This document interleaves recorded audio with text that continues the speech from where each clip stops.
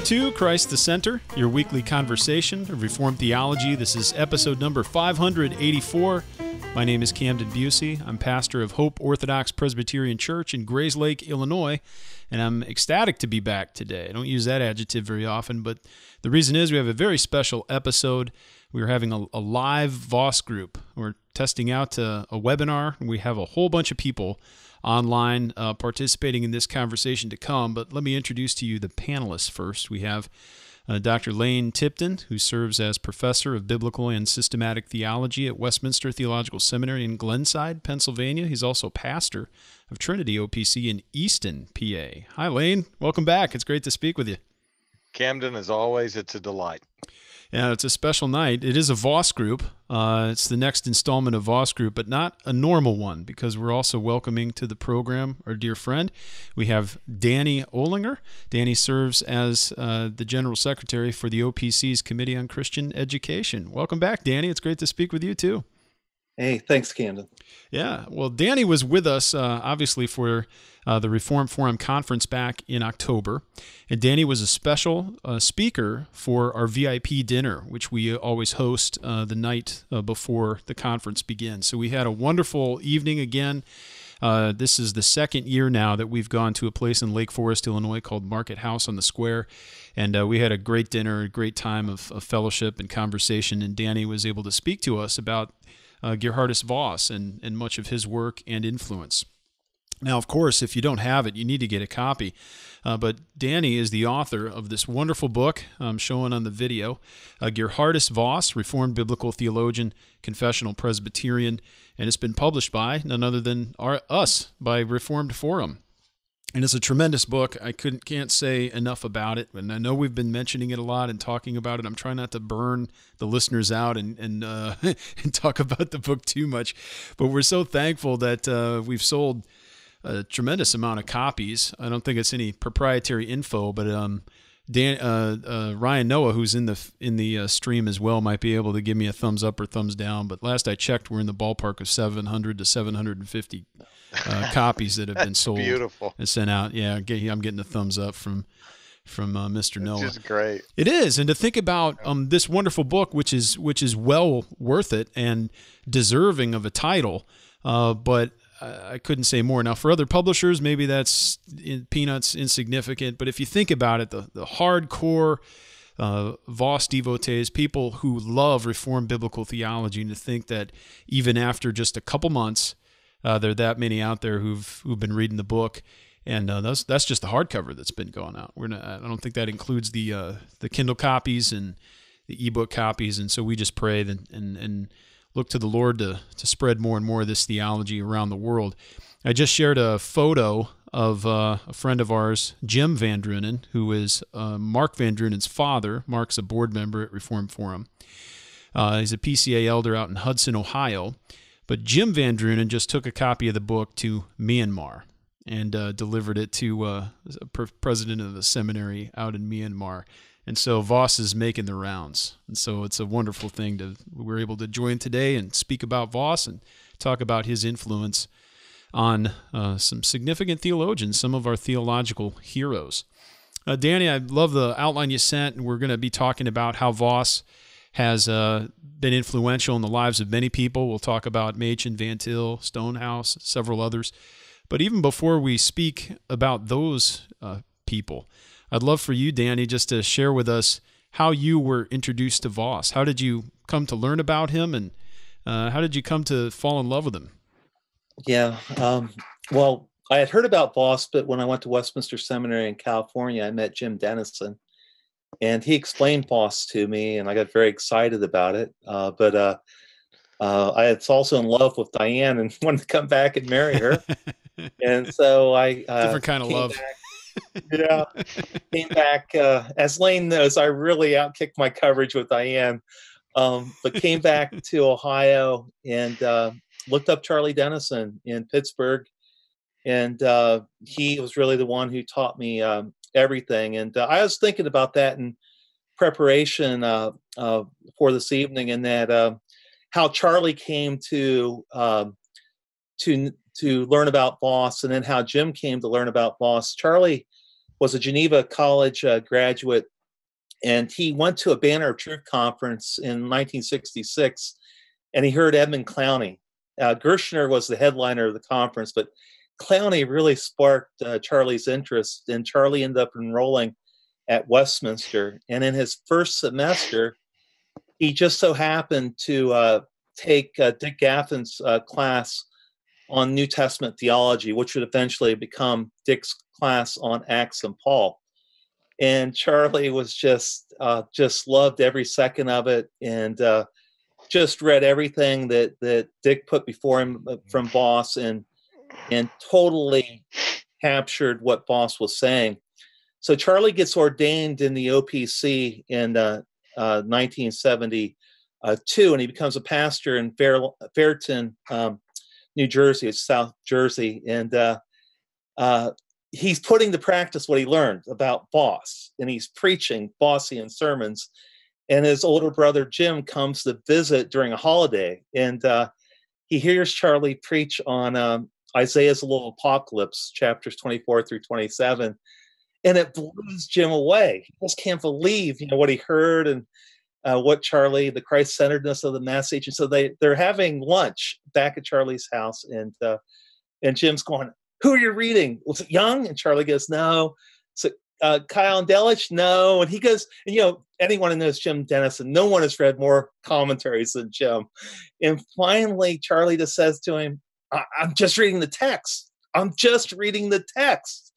And finally, Jim said, asked, "Well, who taught you to read the text like that?" And Charlie, well, it's Geerhardus Vos. Read Geerhardus Vos. That's how you learn to read the text like that. And Jim, being passionate, intense like he is, just dove into Voss with a fervor, and himself also became, a great follower of Voss. So I think back of, I was thinking of that in regard to how much I love Voss group on Reformed Forum, and that it used to be that you either went to seminary to learn about Voss, and that's what John Frame actually talks about in the Doctrine and Knowledge of God. There's a portion there where Frame talks about that, or you heard someone who was preaching it. Yeah. But now to have Voss group, it's just so, what you two are doing is so tremendous, and I just love it. And just a big shout out to you for making that available for a wider audience. Oh, goodness. Well, you're very kind. Thank you for that. But Lane, why don't you can you recollect? I guess first I'd like to ask you, I know we've rehearsed the story before, but just for the sake of this evening, how Voss Group started, and then maybe how this came about in terms of us trying to put it into a podcast. Oh, well, it started basically about a year after I got to Westminster in 1998. So coming up into 99, I think, is when it started. And it started at Grace Mullen's home.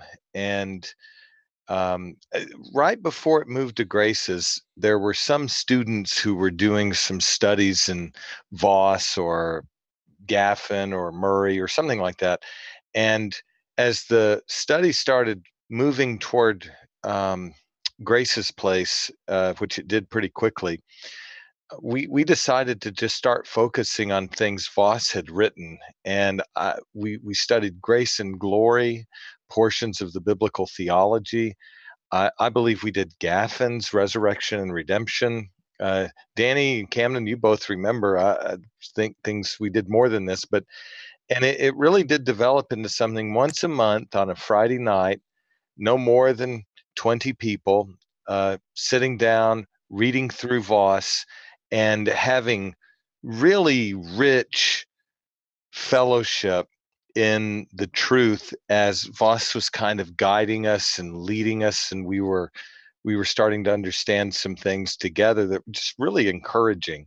And I'll be honest with you, Camden, I think I've said this before. I don't know if I've ever said it on a Voss group, but I was really skeptical about doing Voss group because I didn't think there'd be, a whole lot of people who'd be interested in hearing it. But, you did talk to me and remind me, said, Lane, remember this is Voss we're reading. There, people will they'll want to learn. So, I think the difference between the original Voss group and this one, the one we're doing now online, is that I think we may go into a little bit more detail at points than we did in the past, but the substance of it has stayed just the same because we're working through Voss's biblical theology.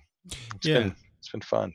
Oh, for sure. Yeah. And then I'd agree it's not always sticking explicitly to exactly what Voss said, but trying to understand him from within and applying him to different theological controversies and issues to extend him. But I think the thing that makes me the happiest and the most joyful about Voss Group is the way in which it really has opened Voss up to the non-expert. You don't have to be an initiate through a seminary education or somebody who has spent so many years to read the real technical literature and then try to figure out how that might apply to preaching and whatnot. So in many ways, we've kind of democratized Voss on accident.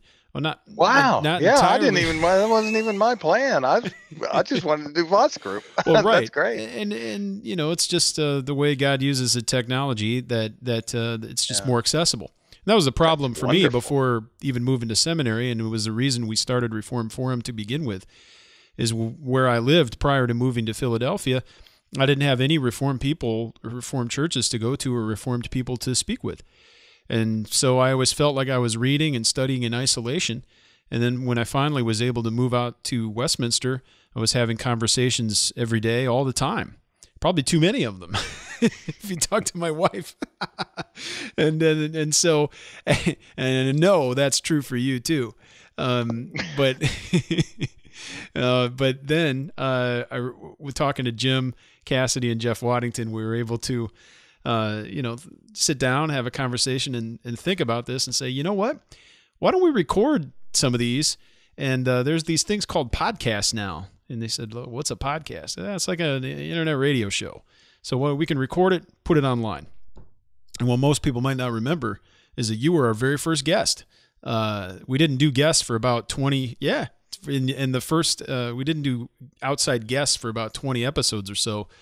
But that 20th some weekend on a Friday, we released an episode where you talked about, you want to take a stab at what your first appearance was about? Do you remember?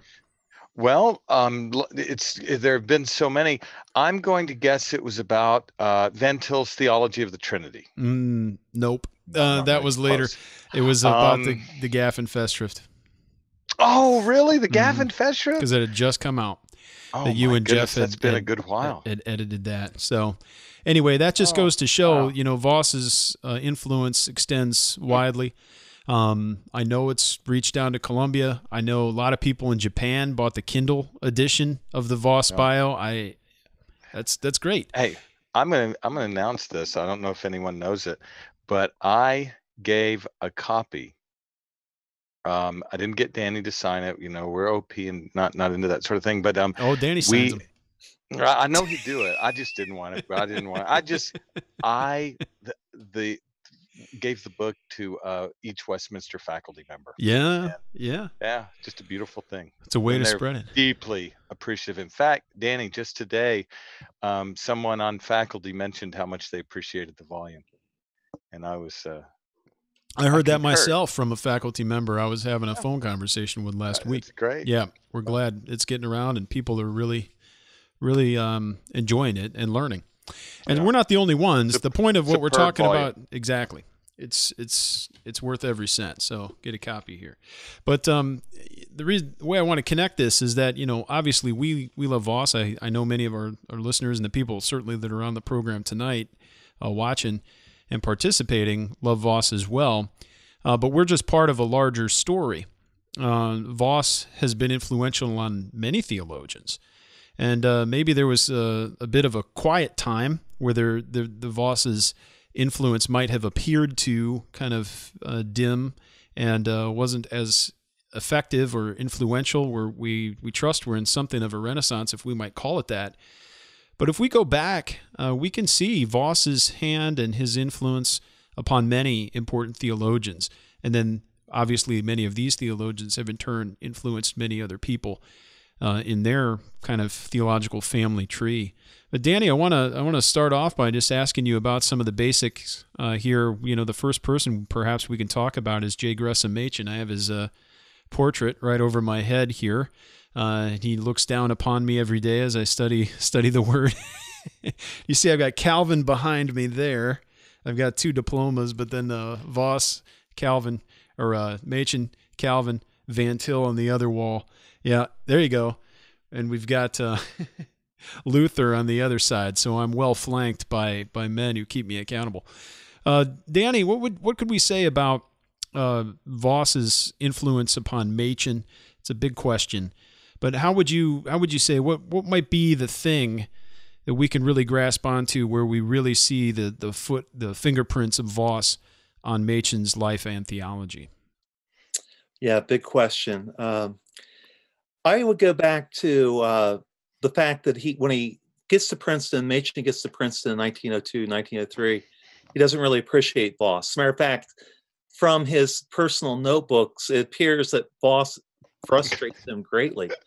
At the end of the Biblical Theology course, one of the great doodles I've ever seen, gigantic pencil, I flunked Voss. And it's obvious that he is not enjoying this. Yeah. So what's really, I think the turning point is Voss had an Easter sermon, and that was Rabboni from John chapter 20. And Machen heard him preach it at Miller Chapel, and Machen writes his mother. And it's quite a letter in which Machen basically says Voss is usually too severely theological for Sunday morning, but that this sermon was nothing less than inspiring. And when you go back and look at that sermon, I know Lane also, I mean, it's one of the great sermons that I've ever read. I can't even imagine hearing it preached. But in it, it's the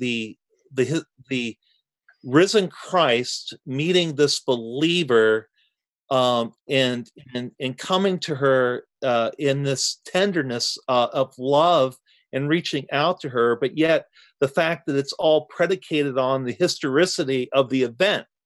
So Voss shows Machen that there's not this dichotomy between the historicity and that covenantal communion that takes place through the person and work of Christ. And I think that really has an impact upon Machen, that he starts to, I mean, obviously Machen's going through a transition in which he goes to Germany in 1906 and he's with Hermann and he's thinking through these things.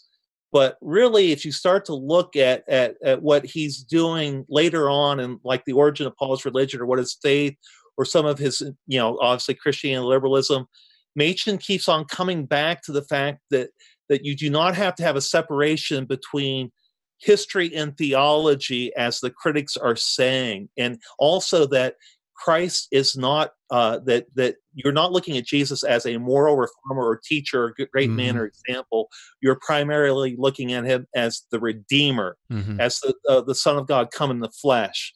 And I think it's all seen right there in that sermon. I know that's a lot for a single sermon, but you look at it, and it's one of those sermons where you can't take your eyes off of it. Yeah, you can get that and read it in Grace and Glory, right? Rabboni's right in there. Yeah. No, that's tremendous. I mean, Lane, when you read Machen, not just when you see him in the history and you see the things that he did, but when you read Machen, do you see Voss's imprint there as well? Yeah, I just wrote a little something the seminary asked me to do, which I think every faculty member was asked to write about 1,000-word statement about how Voss had impacted us in given areas in his Christianity and liberalism.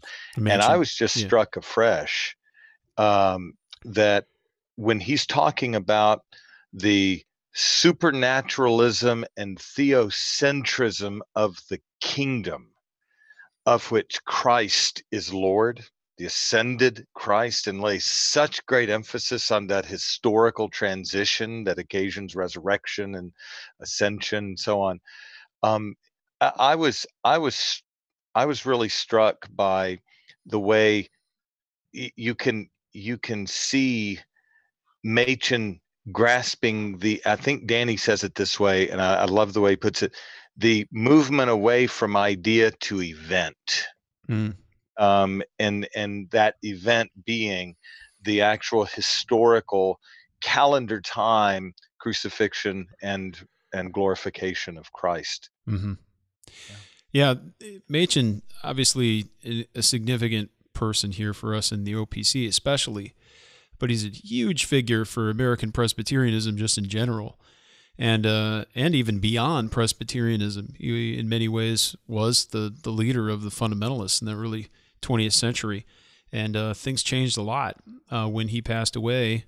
He died of pneumonia in 1937, just on New Year's Day, and so the whole course of things changed for that fundamentalist movement. It led to other issues that you can read about in a lot of the historians' books that the Committee for the Historian publishes with the OP. But one of those things was that really, one of the side effects, at least, perhaps, was that it opened up that the OPC for new faces and new voices that were present, but it gave them more space to kind of rise to the occasion and take a great theological leadership role. And clearly one of the people that did fill that void was Cornelius Van Til.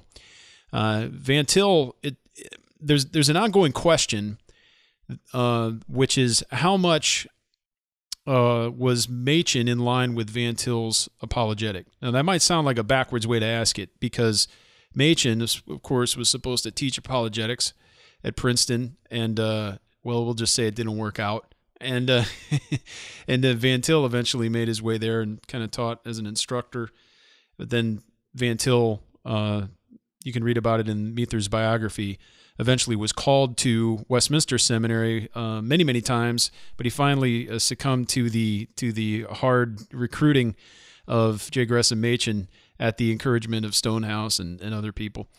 And so the question is, why did Machen want Van Til so bad? Because it appears as if Machen might have been more of an apologist in the old Princeton mode, like a la Warfield and Hodge, but especially Warfield. And so there's an ongoing question, and there's a thesis to be written by somebody. So if somebody's listening and they want to study apologetics the right way, through the Reformed way, which is more in line with what Van Til was doing, then I'd like to read a dissertation or a thesis on a real, deep study, detailed study on Van Til's apologetic and its influence upon or by or whatever on Machen. The relationship between those two would be really interesting. But I'm going somewhere with this. One is that the influence of Voss on Van Til is even easier to depict than the influence of Voss upon Machen. Would you agree with that, Danny? And where does that influence on Van Til even start with Geerhardus Vos? Yeah. Let me go back for just a second. Correct me? Did I got some errors?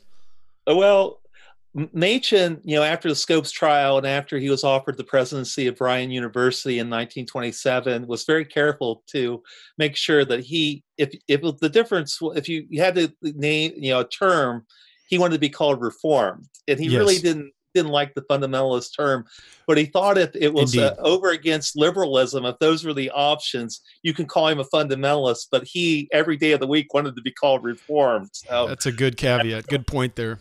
Yeah. So with Van Til, Van Til combines in some ways how you read him. There's a Vossian strain. I believe it undergirds everything Van Til does, but there's also an Abraham Kuyper part to him. And so you have these interpreters of Van Til who emphasize different things. Greg Bahnsen, when he read Van Til, he would see the Kuyperian.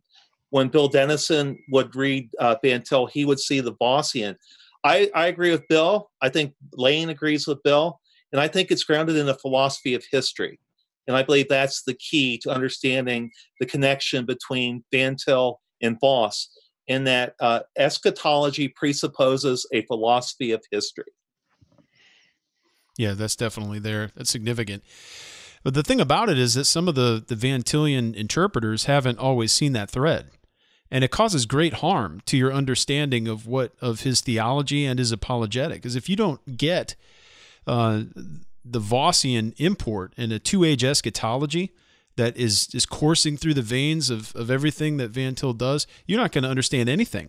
I was talking to a professor who teaches apologetics at a seminary very friendly to NAPARC, and asked him about what he thought of Van Til's use of covenant and the role of covenant within Van Til's apologetic, and he said he didn't really even think it was that important of a feature.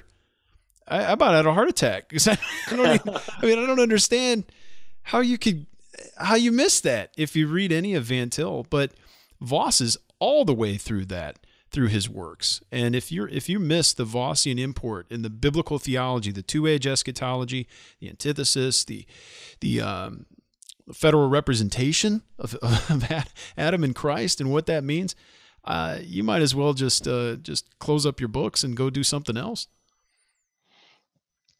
Yeah, I totally agree. Lane's more of a expert on Van Til than I am, but I think you even see it in just the simple title, "The Defense of the Faith." That's pure Voss right there. Voss, it's the self-attesting Christ of Scripture. I know that's Van Til's term, but that's what Voss is talking about, particularly in his first book, the Pentateuchal Codes of back in 1886. That's very evident there. Wonderful. Lane, go ahead. Yeah, I think what stands out when I read Van Til in light of Voss's influence on him, and I think this is what makes people struggle to understand Van Til, you can think you're reading a philosopher or someone who has mastered the history of Western philosophy, which I do believe is the case with Van Til quite clearly. But what makes him so hard to understand is not simply that he understands philosophical categories that most don't. He very clearly understands the eschatological ordering of the created order to glory and the way that covenant informs that relation, and what arises from the relation of God to the creature is that no sooner is Adam created in a fellowship bond, ethically inclined toward God in protological prelapsarian fellowship, no sooner is that given to him than that is covenantally given to advance. A covenant is given in that relationship to advance it to glory. When sin enters the world, what you have growing out of that is an absolute antithesis between those who are in Christ after the fall, going to be ordered back to God, brought back to God, to heavenly glory on the one side, and those who are fundamentally opposed at the core of their being to that revelation on the other side. And that, the clarity Van Til had on that, I can't see him getting anywhere but from Voss. Mm-hmm. And he's explicit about his dependence on Voss, especially when it comes to that pre-fall arrangement and covenant. And where do we see that, Danny, in the historical record? Even if he's not quoting Voss every page or footnoting him frequently in his own writings, he spoke of him often, correct? And he obviously was devoted to him in the classroom and around campus when he was a student. Oh yeah, that's where Dick Gaffin is so invaluable, being around Van Til for 30 years, and basically Voss is what they talked about all the time.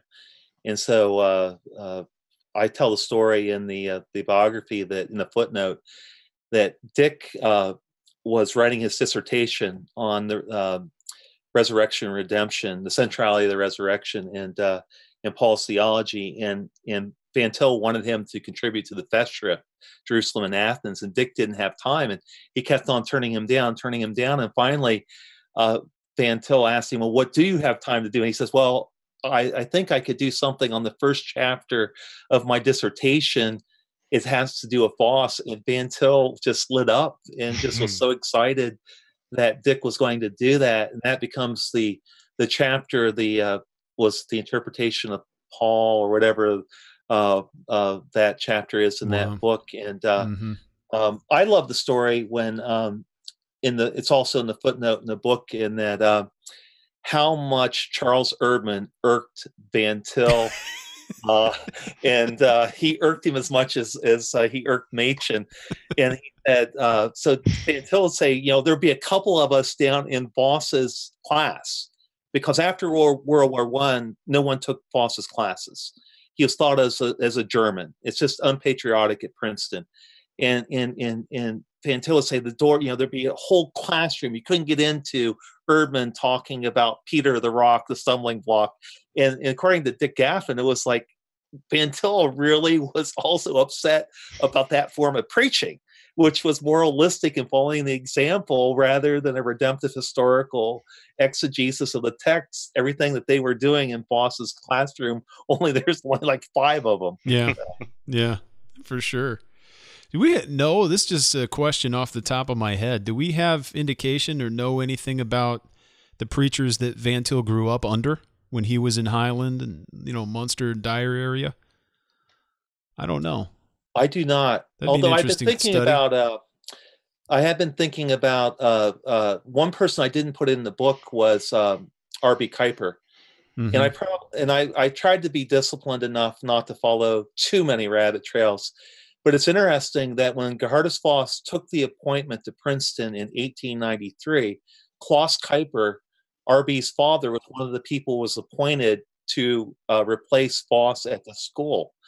And so that's how much R.B. Kuyper was connected to the scene in Grand Rapids. His father had been at Kampen, had been close to Bobbink, had, after 15 years in the pastorate in the Netherlands, came to Michigan and was in the CRC. So when R.B. Kuyper studies under Voss in 1916 at Princeton, again, this is somewhat like, someone from the old country, part of the family.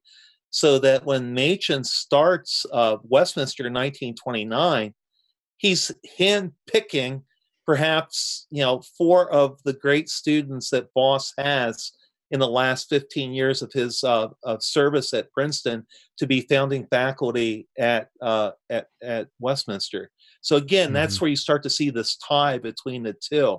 And I think it was just for that original faculty and stuff, they all knew how much they were dedicated to Voss. And one thing that I guess the theologian that I think is the most underrated Reformed theologian of the 20th century is Ned B. Stonehouse. Yeah. And every time I pick him up, I just can't believe what I'm reading.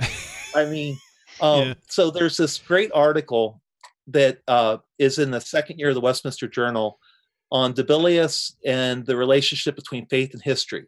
And when you read it, you're reading it through and you begin to realize that Stonehouse has combined Machen's What is Faith with Geerhardus Vos's self-disclosure of Jesus, and he's applying it now to a Bardian. And it is just fantastic. It knocks me out. I mean, I'm sitting there thinking, why hasn't anyone written about Stonehouse other than Moses Silva? And that this guy, everything I read, I'm sitting there going, this is what he's doing. Yeah, he's a real heavyweight. I have dreams someday that maybe we could put together shorter writings of Ned Stonehouse and maybe include within that some essays in his honor or develop his thoughts, some more historical studies. That perhaps is a Reformed Forum book waiting to happen. But what specific aspects do you really see in Stonehouse's work where Voss and his influence is quite evident? There's another Dutch guy. Oh, yeah. Oh, man. So many things with Stonehouse. But so what he does in the witness books, the witness of Matthew and Mark to Christ and the witness of Luke to Christ, is that he takes Voss's contention concerning the organic nature of Scripture, and he begins to look at them as theologians. Just like Voss said that Isaiah was a theologian, that Paul was a theologian, he begins to look at Matthew, Mark, and Luke as theologians, but he does so taking on the critics the same way that Geerhardus Vos did, because the critics wanted a detachment. As soon as you talk about Mark being a believer, they want this detachment, whereas Voss one of the key insights of all Voss is when he says at the end of the Biblical Theology that we ourselves know that we live just as much in the New Testament as did Peter and Paul and John, is that we, living between Christ's death and resurrection and his coming again, we're in the same redemptive epoch. That what this means for the believer in reading this the scripture, that if we believe that God is sovereign and that the scriptures have this harmony, then we should be even more emboldened to look at the differences between Matthew, Mark, and Luke, so that we might further understand the Bible. And he goes to work at it in a way that I think is really ahead of his time. And he's doing it at the very time in the 1940s and 50s when redaction criticism is coming into the fore, but they had a critical method that cut, they divided things at the core in which they could never really get to where they needed to get to. Right. And that's where Voss helps Stonehouse to get there, and it's beautiful. Oh, that's well put. I mean, that's a tremendous thought. Lane, what do you think about that and Stonehouse's influence? Don't we still see that need still today? Yeah, I mean, what I think Danny's saying that I just appreciate about Stonehouse that comes so clearly from Voss is that the methods that were being used during the time that Stonehouse was writing from the critical side were methods that gave you a kind of a mechanical view of history that precluded any kind of supernatural fellowship bond and precluded any kind of unique disclosure of that fellowship bond given the character of biblical theology. So that you can look at the same dynamic, glorious work of the Son, but you can look at it as it's given in the history of special revelation, in its unity and pluriformity, focusing on different facets of how redemptive historical revelation in the past has pushed through to its organic climax in Christ. And the liberals can't do that because they've gutted organism, they've gutted the dynamism, they've gutted the communion bond. And I think Stonehouse is, Danny, tell me if this is in the ballpark, okay? But I think his hermeneutical sensibilities and theological penetration really stand out. Oh, yeah. It's unusual. Yeah. Oh, yeah. It's very sensitive. And the reason why I think that we don't appreciate him as much is that if you look at his treatment of Acts 17 and other things, he's retaining some of the apologetic of Machen. Yes. This is a true merger of Voss and Machen, whereas you and I are used to Voss and Van Til. Yes. And so we read him, and there's certain glitches that we say, there are. Because Van Til has told us not to go otherwise here. But then you reread Stonehouse for what it is on regard to like these articles that appeared in the journal, and you begin to see the genius of the event and the meaning of revelation and redemption being utterly united. So he is taking Van Til and Voss to the next step in some regard into doing that. And plus, since he's dealing more with the Bardians in their prime, he is taking them on in a way that Voss didn't. Yes. There are extensions of Voss starting to ripple even outside of the biblical studies disciplines.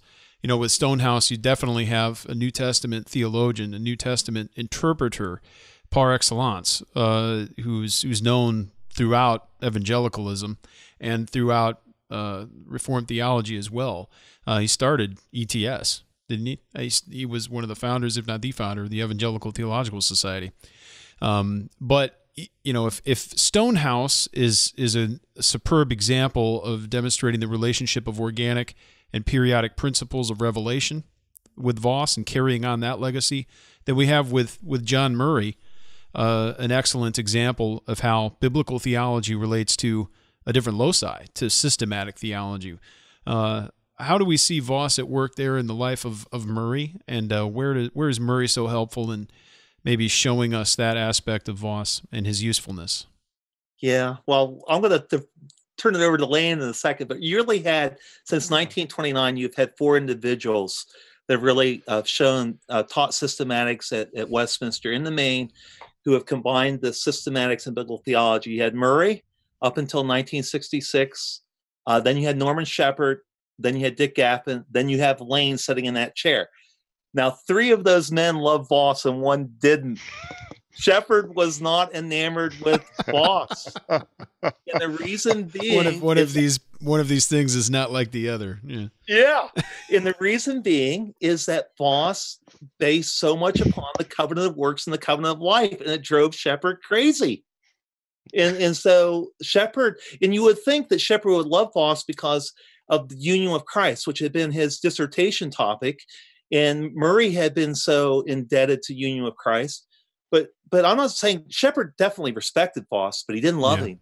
Mm-hmm. And it did not come through. And so, but you have Lane sitting in that chair. So I really should defer to him. No, Danny, please, keep going. Please. Talk about Murray and systematic and biblical theology, because you're now doing what he's started.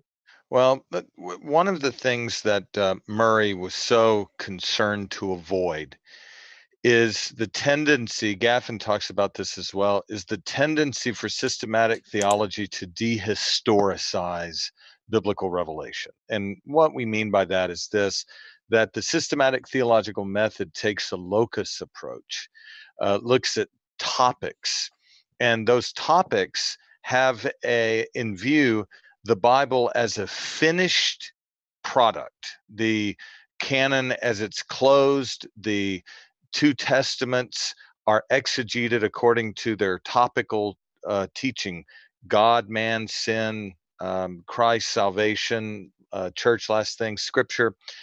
And Murray notes, and Gaffin points this out as well, Murray notes that if you're not careful, systematic theology can wind up moving in a direction that dehistoricizes, and in that way provides an abstract conception of theology and of the theological enterprise. So Murray says we have to remember that the original form in which revelation is given prioritizes this act of creation and condescension, and God eventually, in Murray's view, he will talk about a covenant of life, but that there is this historical principle, a principle of self-revelation that moves from communion in Eden and has a dynamic, epochal, covenantal movement in view, a dynamism from the biblical text. And here's what that dynamism denotes: the history of special revelation, which is looking at the disclosure of Scripture from its historical movement, from its linear point of view, not from its topical point of view. That brings into view dynamic and mighty deeds of God that administer his kingdom and bring into view a communion bond by which the living God relates to a people he has formed for himself in a sacred bond of fellowship. Murray is so keen on that. So his point is that as you're engaging in the systematic theological enterprise, the exegesis of specific biblical texts that bring sensitivity to the history of special revelation becomes a necessary supplement in order to avoid a dogmatic and abstract approach. So for instance, the quickest way I know how to put it, what is man? You must answer that question in terms of 4 states: innocency, sin and misery, grace and glory, and do justice to all of them. Murray is saying if we don't do that, we're going to come away with an abstract topical concern rather than the concreteness of God's actual relating to his people in covenant. And so I think that's a very useful point that Murray develops. You see it in numbers of his works, and then I think Gaffin really picks that up and runs with it and develops it. just It's so also thoroughly out of Voss's biblical theology. right, but it's vindicated also, I think, in his Reformed dogmatics. I mean, we're so thankful that those have been translated, because there might have been time for people, who don't have access to the Reformed dogmatics, just to think that, well, maybe Murray has stepped outside, or he's doing something different than what Voss was doing. But now that we can read his RD in 5 volumes, it's tremendous to see the applicability, to see the congruence with figures like Murray, but also to see even how much Voss is applicable to our modern and contemporary circumstances. He had such foresight in addressing some really important things. Murray, definitely a tremendous figure that illustrates some important influence of Voss on the Reformed world. Now, one person that's often pitted against Murray is Meredith Kline. It's not that Kline didn't like Voss. It's not that Kline doesn't like the connection between biblical and systematic theology, but it often comes down to kind of different certain people's understanding of the role of grace and works and all that stuff. Lane, I won't speak for you. I'll let you speak for yourself, but I believe we're both of a mind to think that there need not be such a great wall between Murray and Kline. And if we understand what Kline is actually doing and interpret him correctly, we can see that they're rather harmonious on many of these matters. But Kline, my goodness, if you stop and read Kline with any detail, especially a book like Kingdom Prologue, for example. We used to have a Kline Club. We had Voss Group, and I also had Kline Club when I was seminary. I don't know, Lane, you don't have the Kline Stein in that room, do you? Is that downstairs in your glassware chest? It's in my fireproof safe. Well, I'm not at home, so I don't have my Kline that Stein thing to burn, But we had these porcelain steins made that said Kline Club on them, and they have every hyphenated phrase I could find. I put it in, and it kind of wraps around the Kleinstein. So like glory theophany or theophonic glory spirit, all that stuff is in this giant word cloud. It says Kline Club right in the middle of it. Yeah, and we've renamed the shelf, the high shelf I keep it on, the upper register. That's where you keep the Kleinstein. That's where the Kleinstein lives. That's its location. Yes. But I bring that up because it's rather evident when we read Kline to see the tremendous influence of Voss upon him, and it's like things just unfold before you. He had some strange God-given ability to see things in the text that many of us couldn't see. I had another person who was kind of cautiously sympathetic or cautiously appreciative of Kline, and he said a third of Kline is absolute genius. But the problem is figuring out which third. Now, I'm not so pessimistic on Kline on that regard, but I kind of understood what he was saying. Because if you come as an uninitiated person, just pick up something like God, Heaven, and Harmageddon and just read it out of the blue, it sounds like science fiction. I mean, just the way he talks. But when we start to understand what he's doing and from the text, this is like Voss 2.0. He just picks up right where Voss was and just goes into, the new frontier with it. Yeah, the Lane is so much more expert on Kline than I am, but I can definitely see Voss's footprints on the commentary on Job, which is we talked about Stonehouse earlier and what he did with the Matthew, Mark, and Luke. That's literally what Kline is doing with Job.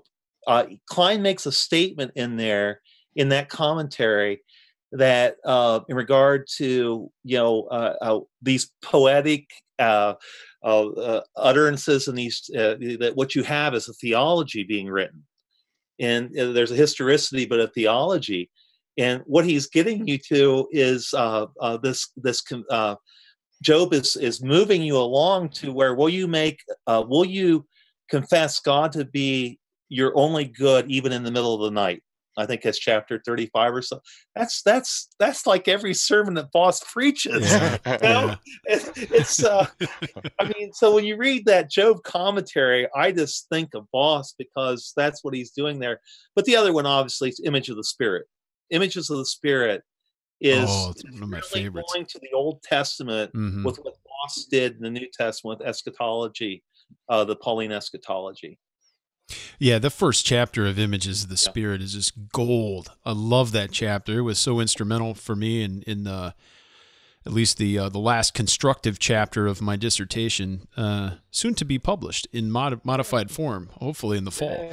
But trying to develop a theology of glorification, Kline was so helpful to me to understand that. And of course, he's just building upon Voss and those themes and understanding the resurrection of Christ and what that means for all the people who are united to him, and how the Holy Spirit is instrumental in this work.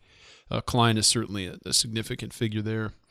Let's talk about Clowney. We're moving on and getting a little bit more contemporary. Kline, a big figure. Clowney as well, significant in terms of understanding how biblical theology can influence our preaching.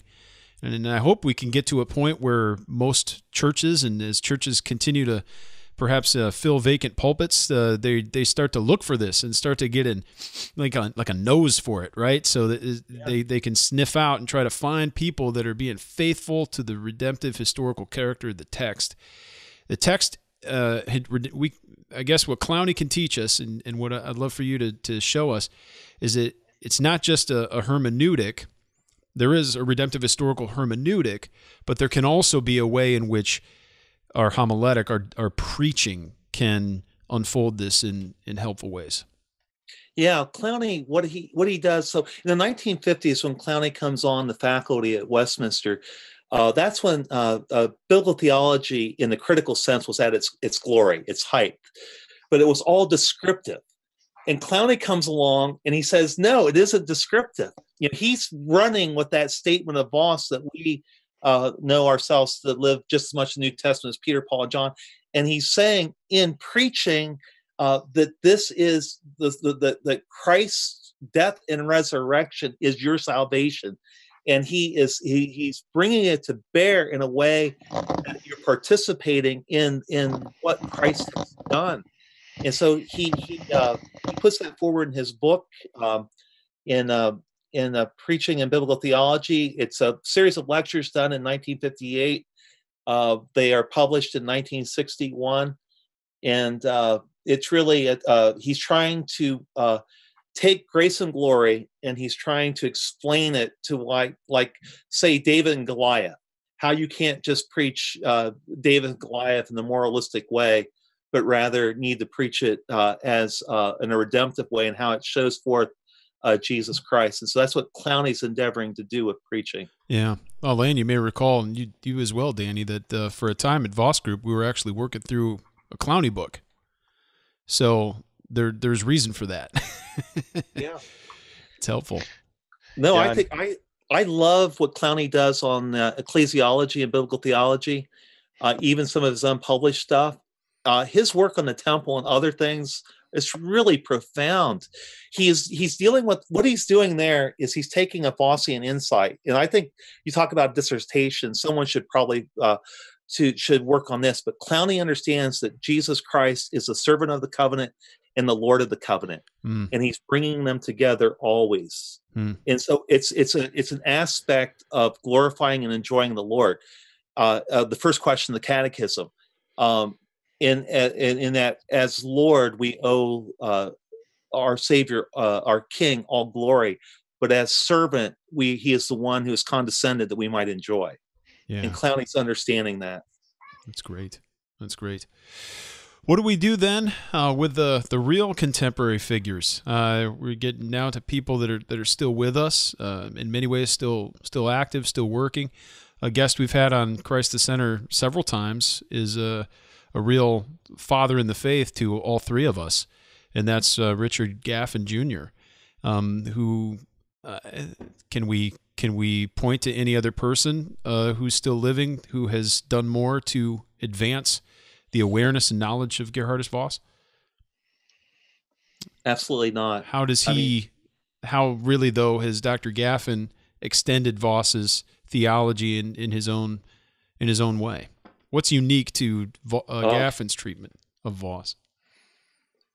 Well, he understands. So in 1912, Geerhardus Vos has an article, The Eschatological Aspects of the Pauline Spirit, and Gaffin just grasps everything that means, and he runs with it. And for the next 60 years, he runs with it. Yeah. And it's just, man, we're also indebted to him. I mean, he set the standard, and he's not only been the scholar par excellence, but the servant himself. Yeah. It's not just his teaching, it's his living out of this theology, and what he's meant, I mean, to all of us. It's hard to put into words. You know, speaking of the Foreign Missions Committee that's meeting right now, he was served on that. And he's a tremendous churchman. Didn't just think the theology, didn't just write the theology, but he lived it, and it continues to live it. You know, I'll tell something of a little story about Gaffin that I think is it'll illustrate his work. I remember when I was in California and I took Dr. Strimple's class on the Holy Spirit. I was thinking a lot about the application of redemption, and I had a copy of Resurrection and Redemption, which I'd read maybe 3 or 4 years earlier. And I'd worked through it and thought I'd understood it and really hadn't penetrated it. And I remember going back with a kind of, how can I put this, with some seminary training behind me finally. And I read through Resurrection and Redemption. And when Gaffin got to locating the application of redemption, in the resurrection of the death and resurrection of Christ, and situated the benefits of redemption as belonging to the benefactor of redemption himself, and showed that the glorification of the Son of God and his resurrection and ascension includes his justification, adoption, and sanctification, properly defined according to the uniqueness of his person, so that all redemptive benefits that are given in the union bond with by the Spirit through faith in Christ find their structure, their organizing principle in the resurrection of Christ. I couldn't believe it. It was just one of the most amazing insights. Yeah, it just floors you when you see that, especially when you've been trained, or you just assume, you know, the golden chain kind of model of the Ordo Salutis, and then to have this biblical unfolding before your eyes, it just changes everything. Yeah, and Dr. Gaffin would never. If he hears this, he'll be upset with me, but he's become accustomed to it, so I'll just continue to do it. That book is one of the most superb examples of carefully crafted, exegetically detailed, theologically nuanced, constructive theology that advances Catholic and Reformed doctrine. It really is. Now, he won't ever you got to get a copy of that. Resurrection and Redemption. It's just a fact. And then perspectives on Pentecost, I don't want to get going and talk too long, but to pinpoint the fact that our union is with a crucified and ascended Christ, and our fellowship bond is in Christ by the Spirit, such that by the Spirit we are raised to heavenly places in fellowship with him. And Gaffin's presentation of the significance of Pentecost, the integral significance, quite amazing. It's beautiful. Yeah. I'm looking at Ryan. So Ryan, do we have any Gaffin in the store? You with thumbs up? No Gaffin. You can still buy it brand new though. But I don't think Resurrection and Redemption was ever published in hardcover, was it? Do you know, Danny? No. Now, what's interesting about that book is that it's 20% reduced from his dissertation. Yeah. When PNR picked it up. When Baker or Urban's first published it, that's right. They asked him to reduce it by 20%. So I got the dissertation in full, and also that. We're gonna have to fix that. You're adding to our editorial committee's work. I got a story about Gaffin and Voss a little bit. You know, we've been talking about Voss's hermeneutic and especially a two-age eschatology, and so I took Dr. Gaffin's course, Acts and Paul, it was the last time he taught the entire course. He taught one more section of it 2 years later, but he didn't teach the whole thing. So I was tremendously blessed. I actually thought this might be the last time he taught the class for the full class for the last time. And so I moved around some of the things on my schedule in my MDiv program so I could take this class in person. And I'm glad it's wise, very wise man. And so we take this, it's a 4-hour course, and we've gone through the entire semester. And we come to the day of the final exam. And before the class started, we were over in the library, many of my friends and I, all studying away. We've been reviewing our notes, copious notes, for several days in preparation of this exam. And, at this point in time, you're just kind of going over it. You're hopefully not learning anything new. You're just kind of reviewing. You know what I mean? Yeah. So another classmate came up to me, and he looks down at my notes, and he sees a diagram, and it was an overlap of the ages. It was a diagram of the already not yet. He goes, "What's that?" And I said, "Well, it's a diagram Dr. Gaffin used to describe the Voss's two-age eschatology, the eschatology of the New Testament." The guy goes, "Huh?" He goes, You think that's going to be on the final exam?" And I said, "Oh yeah, I'm pretty sure that's going to be on the final exam." And he goes, "Oh, can I borrow those notes for a few minutes?" And I said, "Sure, brother. Study away." We had about 15 minutes to the test. So then that's the way my worst nightmare begins. I know, but after the test, he comes and finds me in the library. He's like, "Hey, thanks a lot. That was on the exam."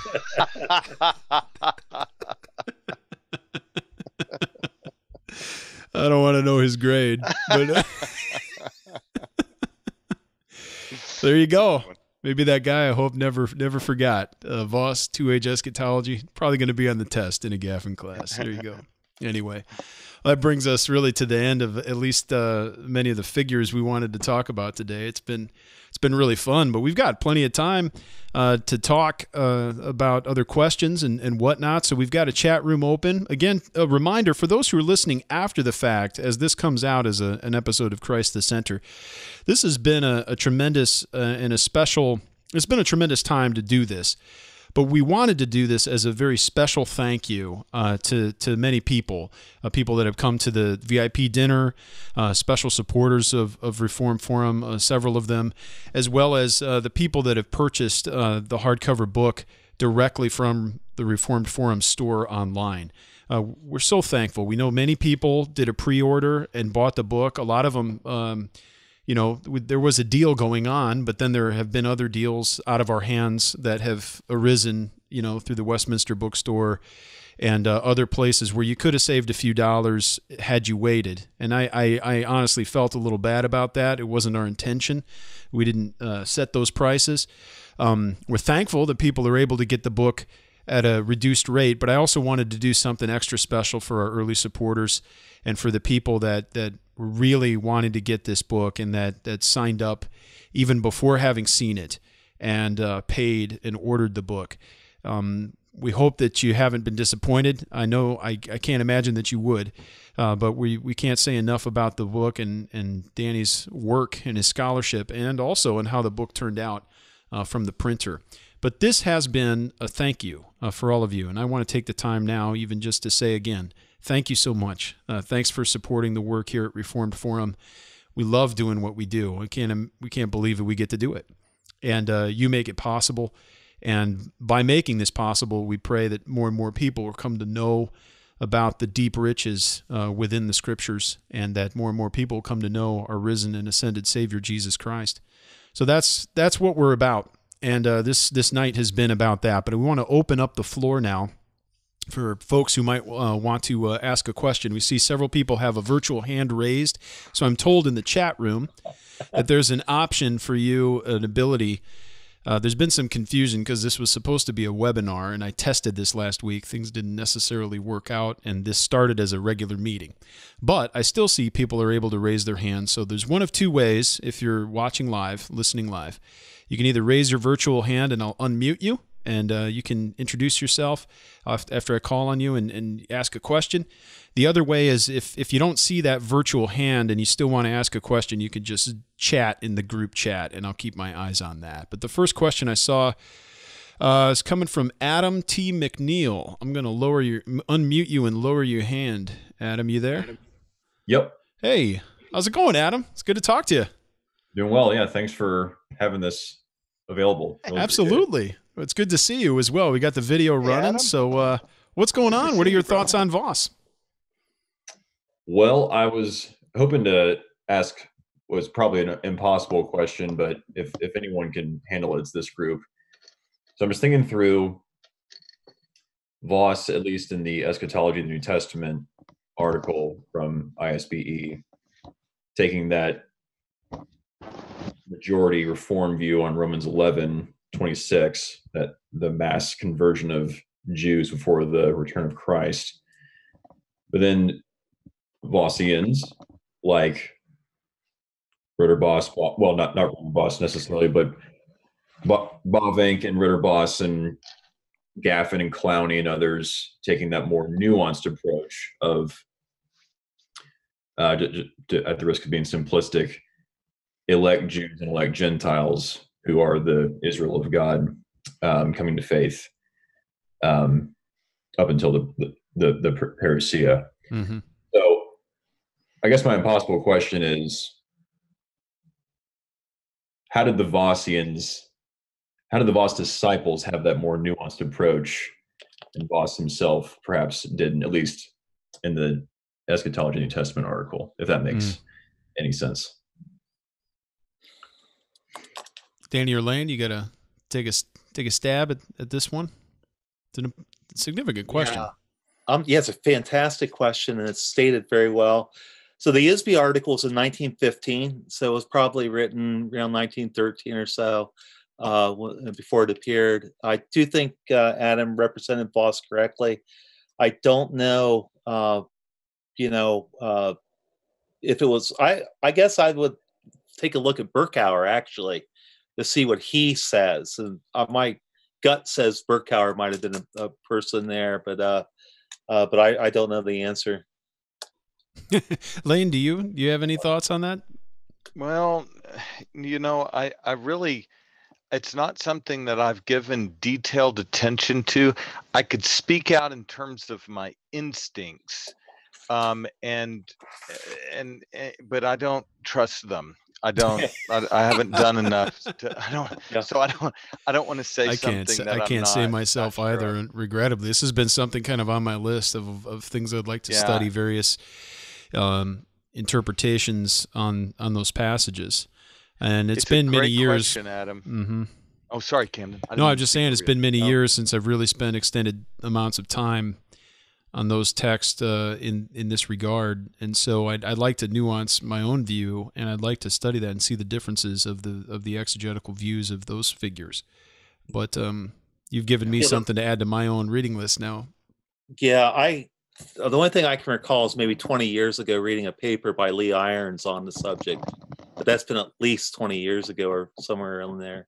Yeah, the non-millennial interpretation of Romans 11. Yeah. In my mind, Adam, I'm not able to give you a kind of reconstruction of what would make interpretations differ in those who are ordinarily going to be following Voss, or moving in terms of the same kind of conclusion that he would on a particular text. I don't know. Sorry, brother. Yeah. Like I said, it's an impossible question, but just maybe not. We've got homework now, so that's good. It's a good one. If anyone has some thoughts, you could write some comments. People even listening after the fact, feel free to comment on the website. We love to follow up and hear it. But thanks for I'm going to be one of those radio DJs. Thanks for your question, Adam. We're going to go to the phone lines.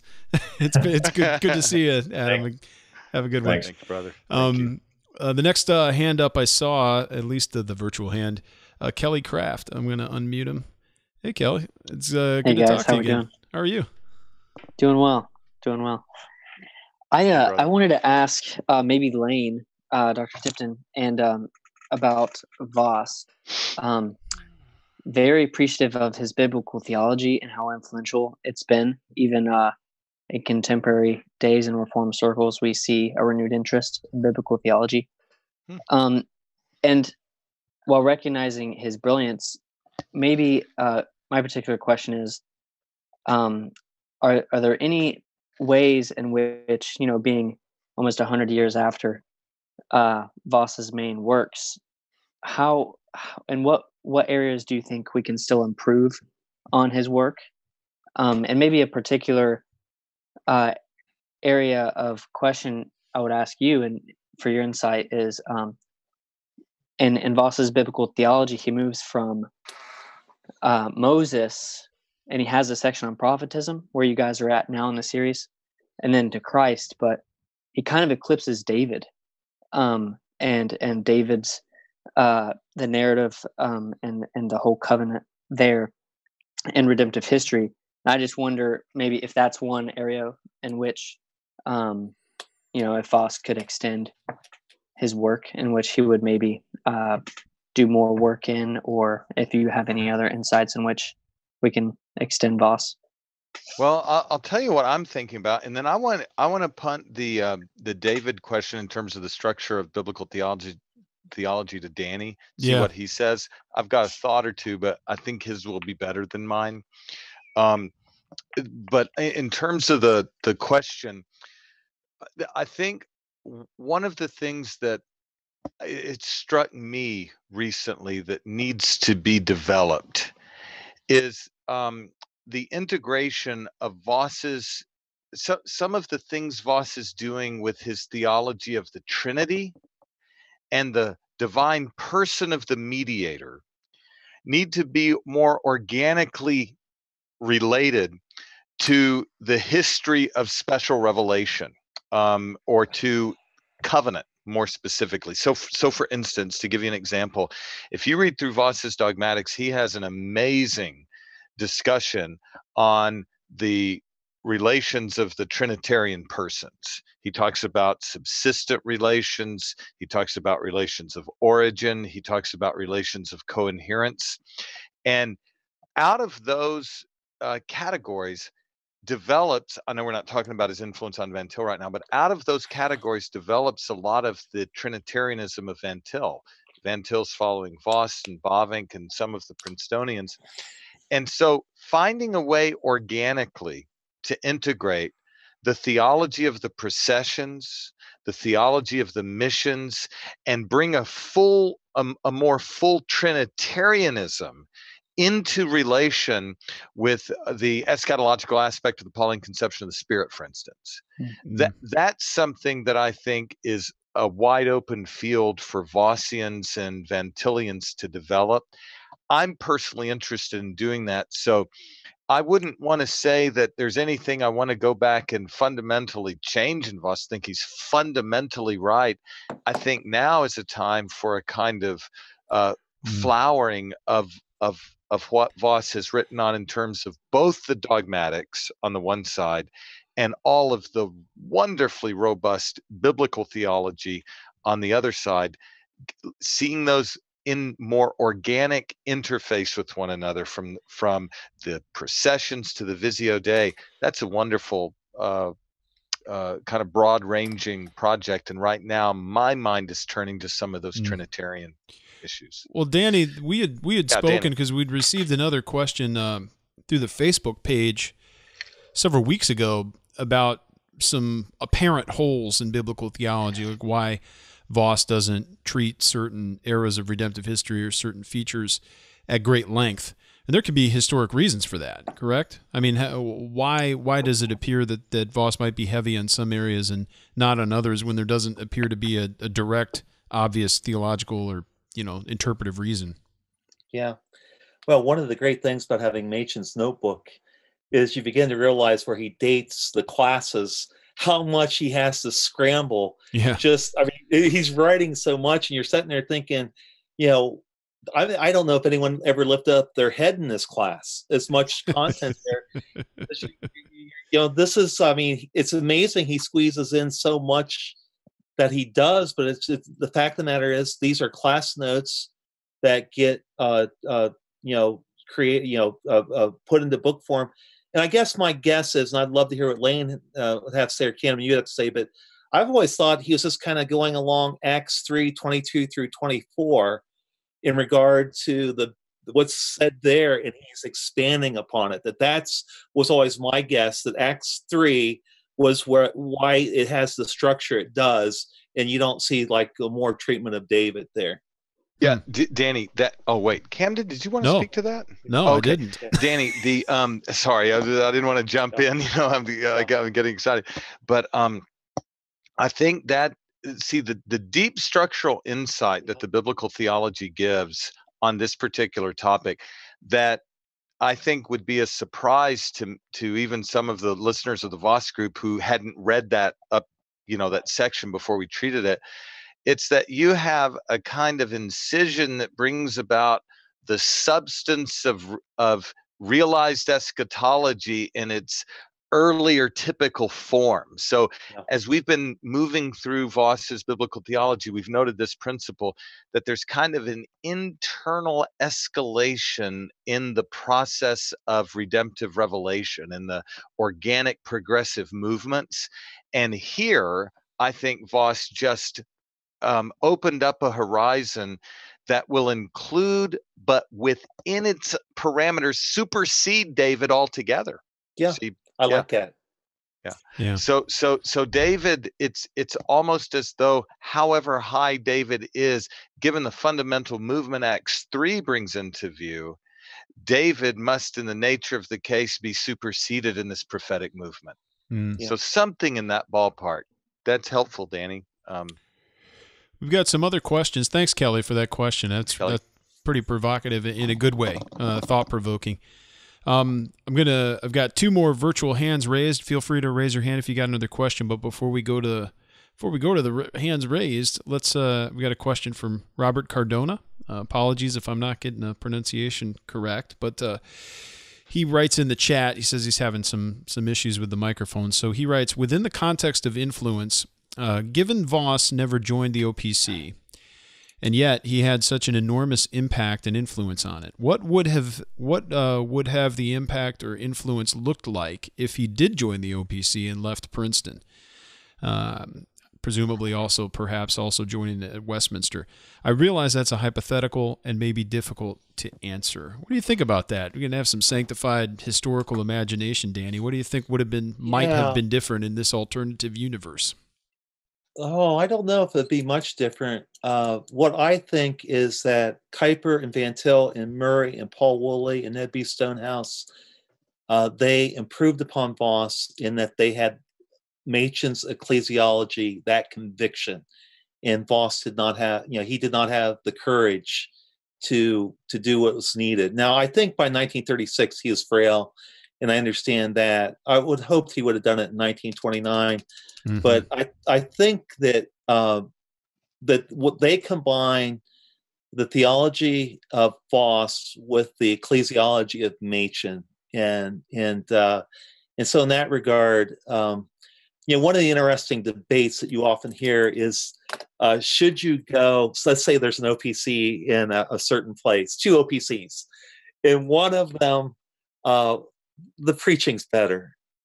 Or let's put it this way, there's an OPC and there's a non-OPC in a town, and one of them, the OPC, the preaching's not as good as the non-OPC. Where do you go? And I think that the Van Til, Murray, Stonehouse answer is you go to the OPC. I think the Vossian answer is you go to the better preaching. What happens when the preacher leaves? Yeah, I know. But so that's at least the way I think of it. I think it's a great way to put it. I love that answer, brother. Yeah. Go to the OPC. Yeah. Sorry. Go ahead, Camden. Oh, I thought you were taking off with something. That's good. No, I appreciate it. Well, I actually do want to take off with something, if you don't mind, just quickly. Fire away. this is hypothetical, so we can have a little bit of fun, just a teeny bit. Like for you, it's the equivalent of 4 a.m. for the rest of us. Yeah. My hope would be that if Voss had gone to Westminster and into the OPC, my hope would be that maybe theonomy would never have been born. Oh, wow. No, because I would hope that bringing that, what kills theonomy, just kills it, is the pre-redemptive eschatology of the covenant.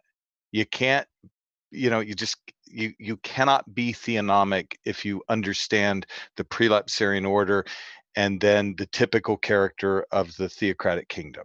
Mm-hmm. Voss is just, it's there's no hope for it. I doubt it would happen, but my hope would be that there would be such a strong redemptive historical, amillennial, covenant historical, God-centered, heaven-oriented focus on the ascended Christ that theonomy would look, like something that's deviant from a high eschatological ideal. And so I doubt it would have happened, but I would hope it would have maybe made the OP even more inculcated against that sort of thing. Yeah. Interesting thought. Who knows? We probably got time for 2 more normal questions, maybe a couple quick ones if you have some more, but we're going to go to Jeff Lynch. We know Jeff. How you doing, Jeff? You there? I am. Can you hear me? Yeah, we can see you too. Hey, brother. Right. How you doing? Very good. I apologize that you can see me. This question is not a deep theological question. This just has to do with the joy that I had in reading this book. Oh. And Danny, I wanted to, first of all, thank you. Beautifully written. I love your blending of his theology and his life, which sort of makes sense because his theology was who he was. Amen. I got pages 18 through 20. You talk about the Mosaic origin of the Pentateuch codes. And it just sort of blows my mind that a man in his early 20s, I believe, could produce a polemic work of this majestic nature. It's incredible. I realize, I'm guessing that you read a lot more about this in your research, and obviously you can only fit so much in the book. Could you add to my joy and just talk about that a little more and maybe share some further thoughts on it? Wow. Thank you for the kind words. It is amazing that he wrote at that age, and that's it was the best critical takedown of Briggs and Wellhausen, and it's a 23-year-old writing it. And what became apparent, and I kind of, my guess is that this is really when he started to develop the positive aspects of his teaching of biblical theology, because he realized how much the critics were missing the boat. So it was not only he was looking at them and thinking how much they had gotten wrong, but it was also forcing him to think, what is it then positively, it should be said. And, but it doesn't mean it's easy reading. It's really hard reading. I mean, I outlined the whole thing. I outlined everything he wrote, except the reviews. And with the reviews, I outlined probably the 10 I thought were the most important. And I probably had to read this book maybe 4 times, even in outline. So I kept on wanting to think, in terms of, if I had to boil it down to a few pages, what would I say? And you have to, and you begin to realize that even at 23, he's a professional theologian. So he's going to spend so many pages turning over every stone. And but I just, the thing that really stood out to me was that the critics believed that there had to be a later editor or redactor in order to make things cohere. And Voss was saying, no, it's a sovereign God who makes things cohere, and he is the one who is in control of all things. And he's also saying, because you do not acknowledge that, you are never going to understand what's going on in the Bible. You have no faith commitment, and there must be a faith commitment. And so the very things you are ruling out are the very things that that must be presupposed. And this is where Van Til builds upon Voss to the nth degree, and Nebby Stonehouse builds upon Voss. So it's sort of like reading the articles on the prophets in the 1890s. You have to read like 20 pages to get, a page or two. You say, wow, so that is why those are not popular readings, and they're pretty obscure.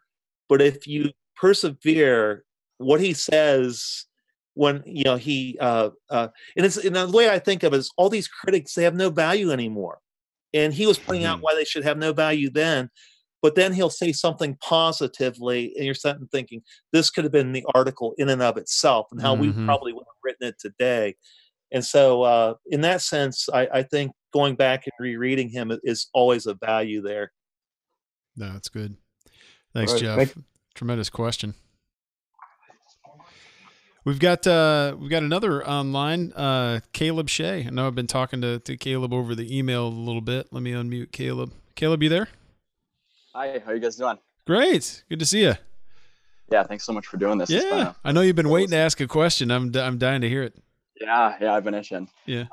So I know that the Voss family has enjoyed a pretty rich legacy in the RPCNA denomination. I know starting with J.G. Voss. Did Geerhardus ever comment on his affiliation with that denomination? And in particular, did he ever comment on the historic covenanter belief in national covenanting? I think that would be there's some interplay between Geerhardus' view of Israel and their view on national covenanting. So just was wondering if you had any thoughts on that. No, not as far as I can tell, that he never commented on that. And I would be shocked to the nth degree if he had any sympathy whatsoever with that view. Just to be, yeah, that's kind of what I figured. Yeah. Could you, expand on that a little bit, maybe for folks who might not know the reasoning for that, Danny?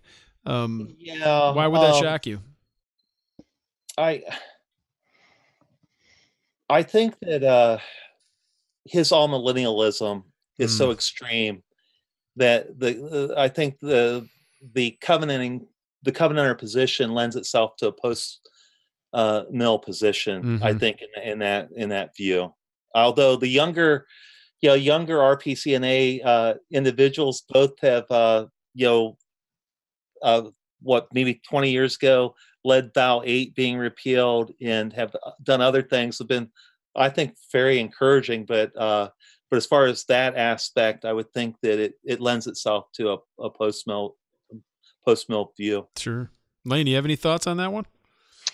I really don't have it in detail. I talk about Voss's view of the theocracy and explain, in detail why I think it would not move in that direction. But I don't know the detail. I'm not aware of a good answer specifically there. Sure. There, there might be something to review. I don't, Danny would be the one to know. But I mean, the way you can find out is continue to look through the letters and any other possible correspondence. But Caleb, have you found anything with JG, for example, that might be interesting, even if we can't make any connection to Geerhardus? No, I haven't found anything. There's something that I've wanted to pick up for a while is his history of the Scottish Covenanters. JG's. And just see if he has anything to say about his father in there. But I'd like to check that out myself. So if you come across something, let us know. If you'll follow up with us, we'd love to hear it. It's an interesting subject. Yeah.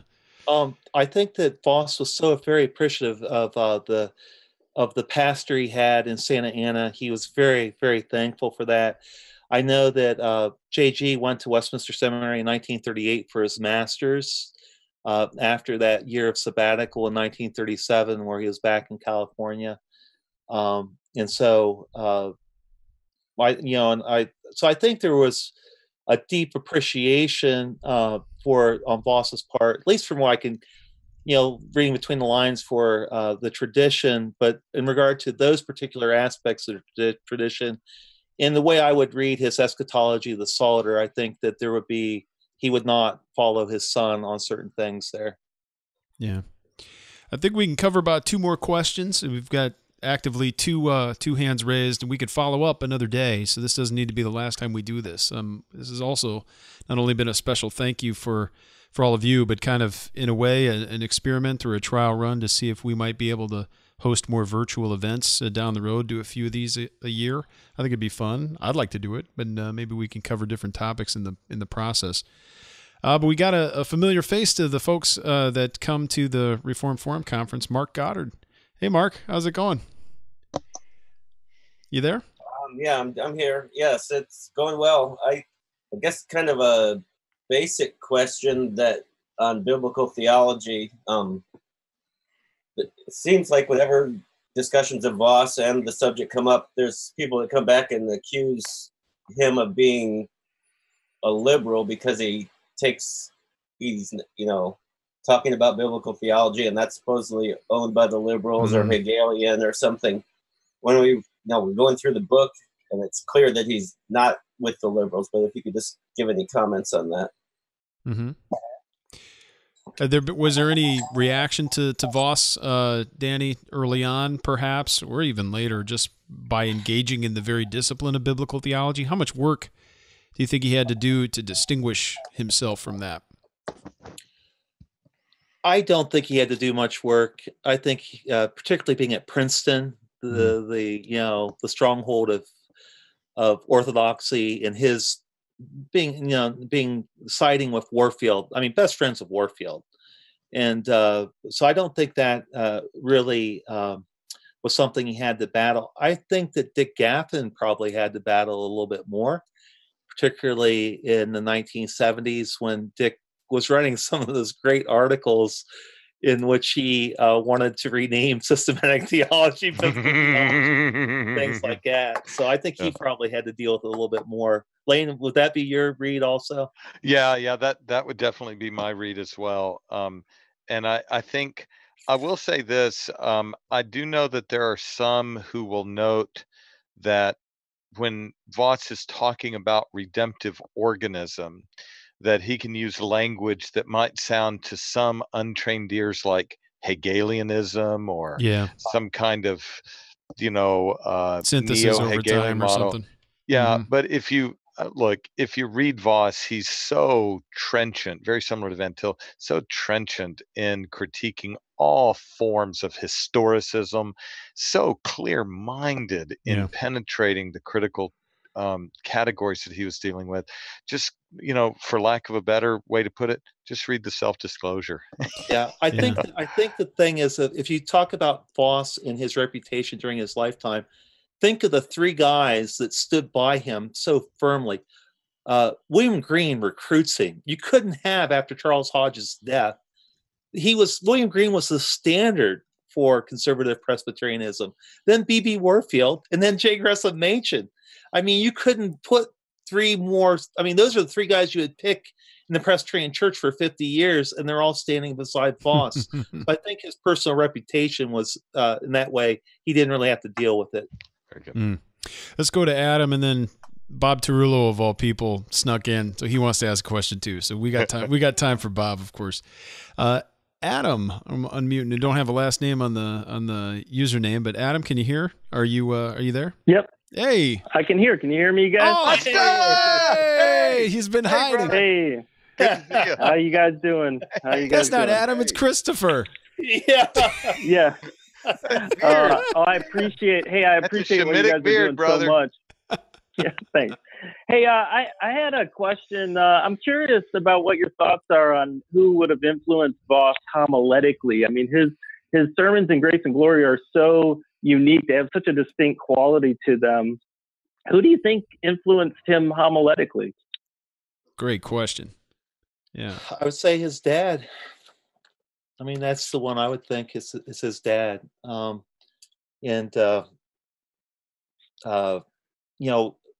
sermons of his dad available? I doubt it. That'd be a gold mine. Oh, okay. Yeah, but his father was one of the most well-known CRC preachers, both in the Netherlands and in the U.S. And there are accounts. Now, I don't read Dutch, and that's probably one of the weaknesses of the book. So there's Dutch accounts of his father that I wasn't able to get to or didn't take the time to translate. But that would probably be my guess. I mean, some people, thought, Hengstenberg had an influence upon him, but I think that's just a reach. I think it's actually, if I had to pick two people growing up in the Netherlands, it would be Herman Bavinck's father, Jan, and his dad. But his dad first not ordering. That would be something if we ever could find those sermons. And something to look for. That would be fascinating. There's such a tremendous heritage and a strand of redemptive historical preaching and development of biblical theology within the continental churches, and particularly within the Dutch tradition. And I'm thankful for a lot of the brothers I've been getting to know in the URCNA through Mid-America Reformed Seminary and people that are out there. And so we're hoping to do more of this work and connect with more brothers outside the OPC, of course. But, Voss, of course, obviously picked this up somewhere. And if he got it from his father certainly didn't grow and develop as a theologian or preacher in a vacuum either. So uncovering this history, this tradition, would be really, really something else. Perhaps we can, do our historical work with an eye toward that. We might be able to find the answer someday. I think that Lane might agree with me on this. Lane's been preaching through Ephesians for the last 10 years. Perhaps. It feels, I go up and hearing once a year, and we're like 4 verses ahead. My least favorite sermon of Voss's is the oldest sermon he has from Ephesians, and it's the spiritual resurrection of believers. And that was done in the 1890s. It's my least favorite sermon of his because it seems so ordo salutis to me in a way that's not really like his later sermons. And I wonder if just being in the chair of biblical theology and just maturing, that he starts also to develop his own style in regard to preaching. That I have no way of proving that, but that's just a guess or a gut feeling, perhaps. Good point. Well, Adam, I'm going to mute Danny for a second. Go Blue. We'll talk to you later. All right. Sounds good. Go Blue. Great to see you, buddy. We got one more. We're going to go to Bob Tarullo, who's the host of one of our podcasts, Theology Simply Profound. Bob, you there? Can you hear me? I can hear you. Can you hear me? Oh, yeah, and we see you too. Hey, Bob, how are you? Glad you could make it. Hey, guys, thanks for taking the time for this. Adam actually stole my thunder a bit. The question I had was, aside from Kuyper, Bavinck, those connections, who would have been Voss's mentors, the guys who influenced him most? I was thinking homiletically as well with Adam, but theologically, in his piety, things like that. But aside from those two that are out there already, Kuyper and Bavinck. That's a good point. Yeah, well, I think in addition to his father, it's his uncle, Hendrikus, who actually becomes the full-time professor after that first year, in which they get 4 men to fill in for Voss at the theological school in 1893. His uncle takes over for the next 5 years. And his uncle's a major figure, had really been standing opposite Abraham Kuyper in Amsterdam in the late 1870s. And so I still think that those were two, along with the Bavincks, are the people. And I think that you have to understand that growing up, the CRC, they are so poverty-stricken that it's sort of like the OPC at its beginning. So they just have each other. And so I think they grow very close. And in Voss, I think some of the most revealing things he says in his letters is he had opportunities to go back to the Netherlands. He didn't. And I think he's very truthful in that he doesn't want to return to that poverty. And in some ways, he's almost, I think, a little guilty about that he, on the one hand, believes that American religion is deeply flawed by its materialism and its just surfaceness. On the other hand, he likes the fact that he's not starving. Yeah. He likes that. good thing. Yeah. Yeah. Thanks, Danny. Yeah, that's a great question. Thanks, Bob. It's always good to talk to you.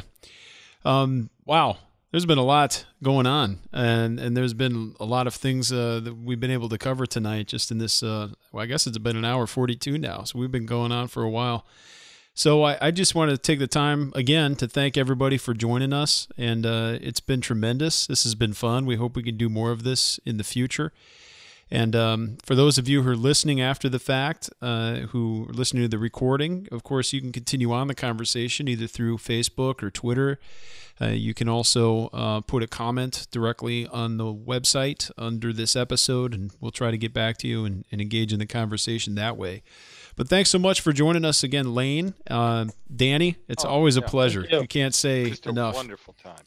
And of course, the book, Geerhardus Vos, Reformed Biblical Theologian, Confessional Presbyterian. There are many copies still available. Might have to do a second print run soon. But the copies, you can find them at Amazon, the Westminster Theological Seminary Bookstore, WTSbooks.com. You can find them at RHB. You can find them overseas. We have the Reformers Bookshop in Australia, New Zealand, and of course you can get it directly from our store as well, both in hardcover and in EPUB copies. So if you want to get in touch with us, send us a note over at mail@reformedforum.org. Thank you so much for listening. I hope you join us again next time on Christ the Center.